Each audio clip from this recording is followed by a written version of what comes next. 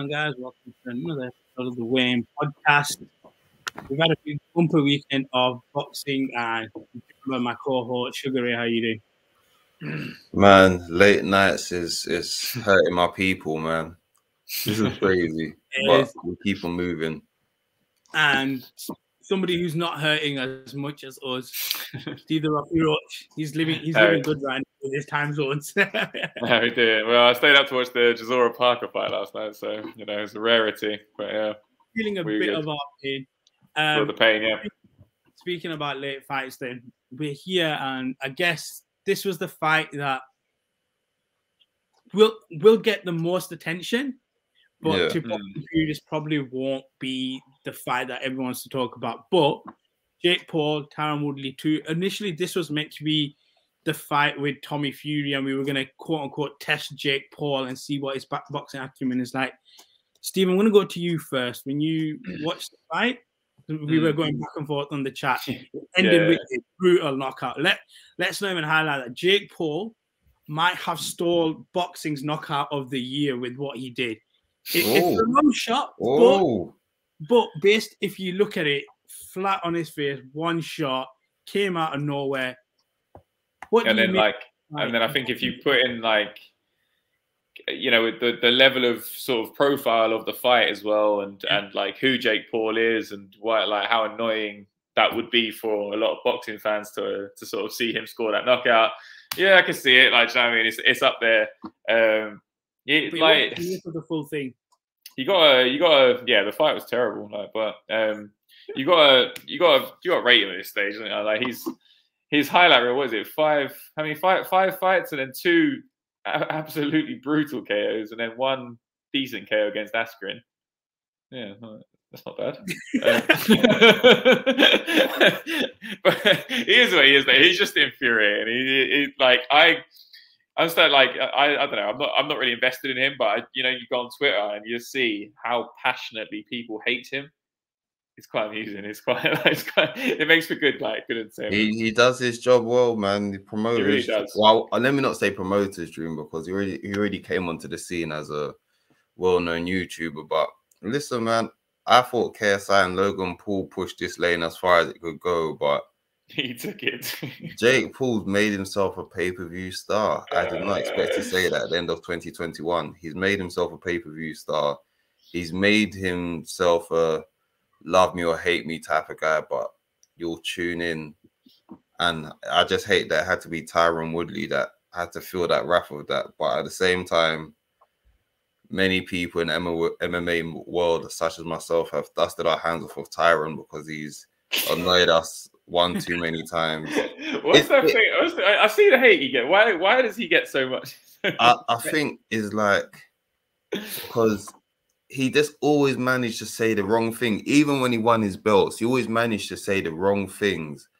And then I think at first you're kind of he would complain and say oh my goodness, the company is against me, which they was. Yeah. I'll give him that he was right about that. At the same time, it's you didn't help yourself by, as soon as he won the belts, he was asking for big money fights against the Nick Diaz of the world. And I forgot who else that he called out. I think GSP. And it's just these are 2 inactive fighters. You've just won the belt. You're not meant to be calling those people out. You're meant to be showing dominance, saying, I'm going to clear out my division.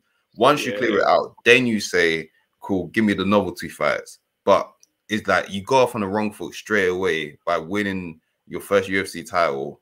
And then he's talking about these big novelty fights. So it's kind of from then, you just put yourself 3 foot under. And then ever since then, he's just he just keeps on saying stuff that puts his foot in his mouth. Then he'll have redeeming fights like the one against Darren Till. And then once again, he'll finish that fight and then go on to say something again that puts his foot in his mouth. And it's just just shut up and win. Is there an element of annoyance at his shamelessness at being willing to fight Jake Paul? Is there kind of a sort of I don't know what the word is. Where you're just bro, what are you doing? If he's your mate, you'd be what are you doing? What are you doing, man? No, I think it is. It's also because with him, if you've seen his last 4 or 5 UFC fights, no one will ever say that he doesn't have knockout power, but his tentativeness to like throw a punch has come up one too many times. And I think because with Tyron, like, you can't tell. It's like, are you washed or have you just got a big mental block? And I think every fight he makes it seem like he's got over this mental block. I think that's what it is as well. It's like he promotes his fights well, that he makes people think, all right, that's it.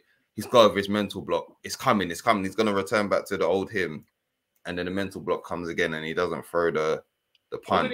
Wasn't he like doing other stuff as well, like music and like sort of I think that wasn't the issue, but I think the issue comes when it's like, well, one, people didn't rate your side ventures because you weren't feeling his music, right? No, I'm the wife at home.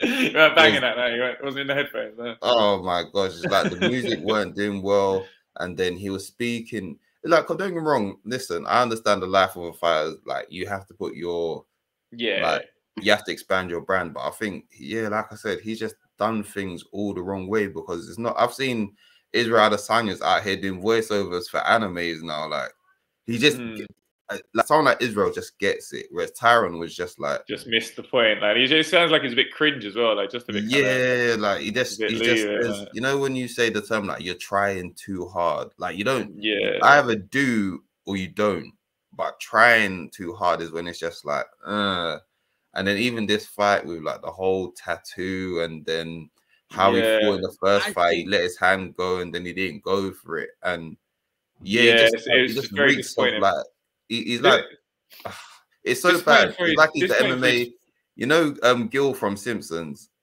Old Gil. It's like, old Gil. Things are finally gonna. Roll Gil, come on. I'm kind of with you. I think what he tried to do, because obviously Jake, he's got that social media following. I think he tried to be a little bit cool and tried to fall in with the Jake Paul style of bit, and it's just not you. Like, you're not his age, mate, and I think that's it. And I think like if you're a fan of Tyron Woodley, and like, you know, you're looking at a very accomplished wrestler, very accomplished MMA fighter, you know, like, and then suddenly he's like, I don't know if he really got the tattoo, but he's posting pictures saying, like, implying that he got this tattoo saying I love Jake Paul. I know you're 40 years old. If I was a fan of him, I would be like, whoa. This is like someone who I like kind of looked up to and admired.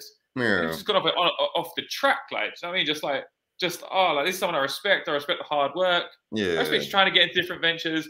And this was just like the midlife crisis. The brand. It's like someone you looked up to going through some crazy. You're like, bro, it's awkward.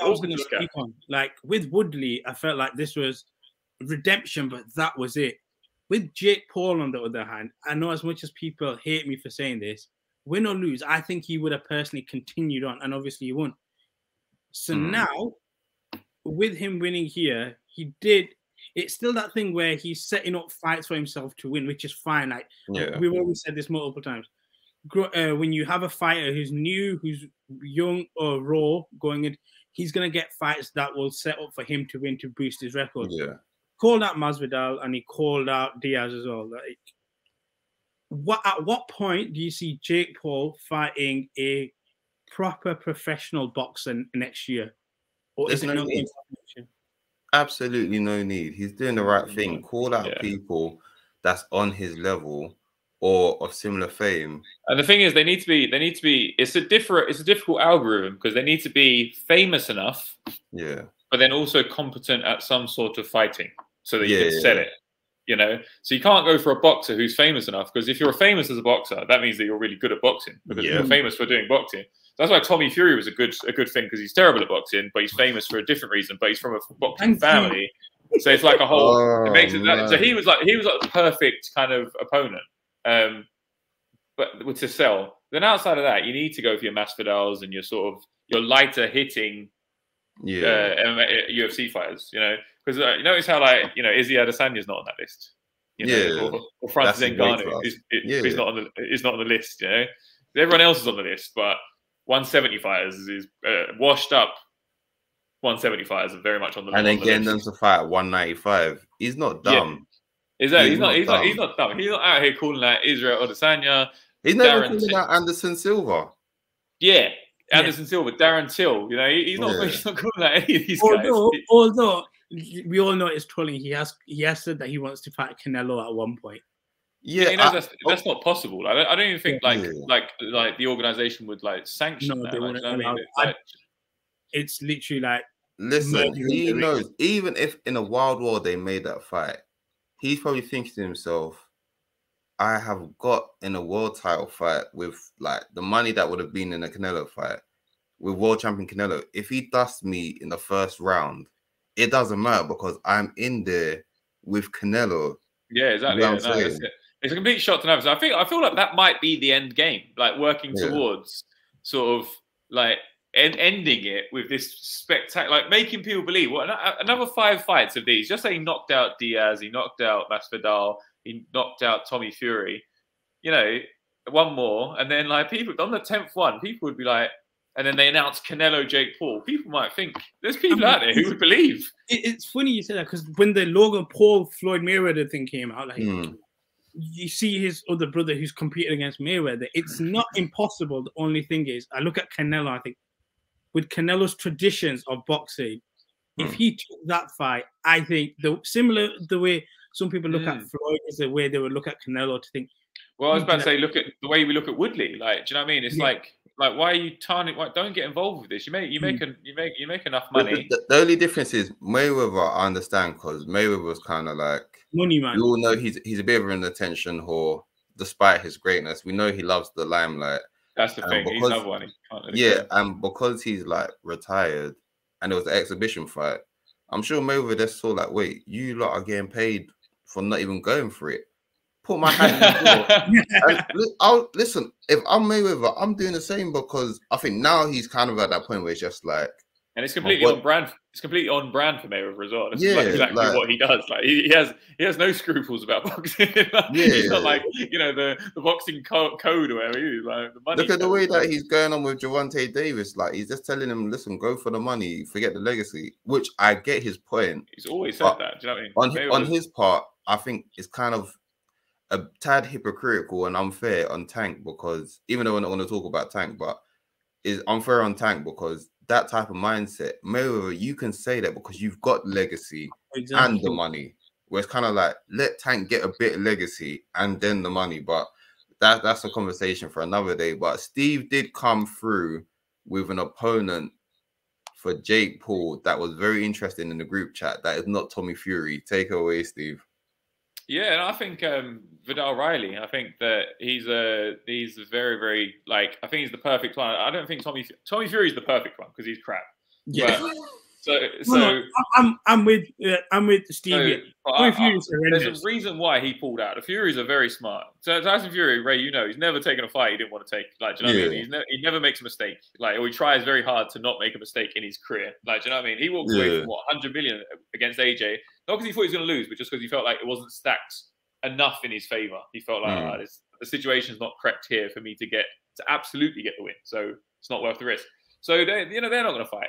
But Viddal Riley, he was the trainer of KSI for all of his fights. Yeah. He's got a very successful YouTube channel. I think he might have over 1 million subscribers, maybe over 2 million. Probably in that world, but something like that. He's big enough like that, and he's just signed a huge promotional contract with Sky, and he's going to be one of Sky's main sort of prospects coming through. They're going to pump a load of money into his promotion, pushing him now, and rightly so. Like he's a great boxer, but he was 5 times national senior ABA champion, which is the biggest amateur boxing championship you can win in the UK.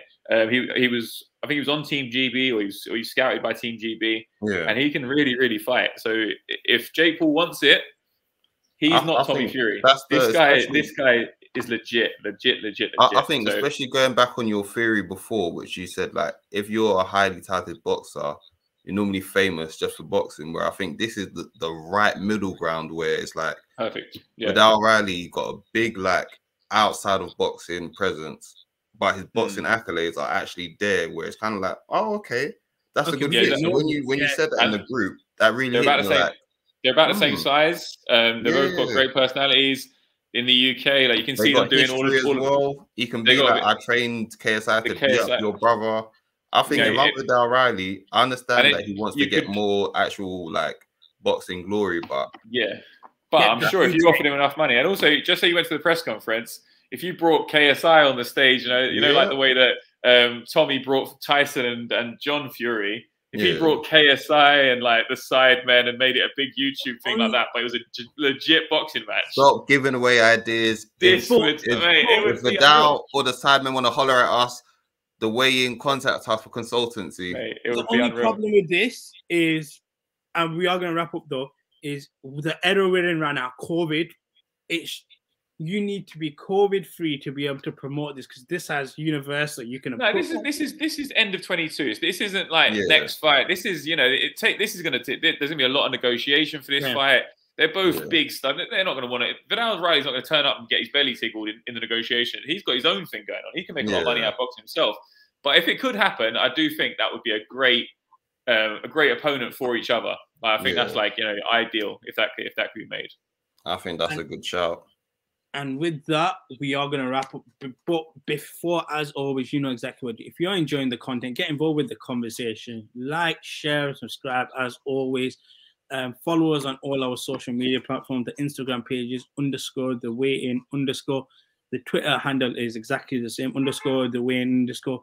Tell a friend to tell a friend. Get involved with our conversation. Do you agree with our takes on Jake Paul and Woodley? All the other content we've talked about today and all the content that's coming out. As always, thank you for coming on. Any last words before we wrap up? Just stay safe this Christmas, guys. Merry Christmas. And if we stay safe, we can get back to boxing in the new year ASAP. We'll be back soon. So catch you soon. Take care. Happy holidays. And enjoy the food. Enjoy the family. And stay weighed in. Stay weighed in, exactly. We are going to wrap up with another episode. Thank you again, guys, as always, and peace out.